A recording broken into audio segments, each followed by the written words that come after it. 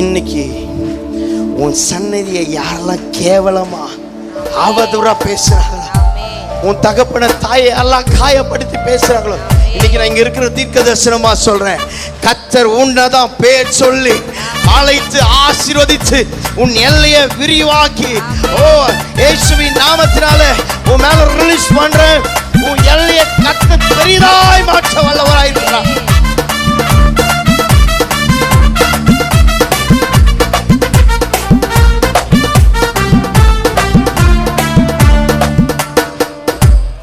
யூதா கோத்திரம் சல்மோன் ராக்காப்பை ஊரே எதிர்த்தது. அவன் ஒரே ஸ்டேட்மெண்ட்லாம், நீயும் பார்க்கல நானும் பார்க்கல, ஆனா முதல் ஆள் காணானுக்கு இவதான்டா.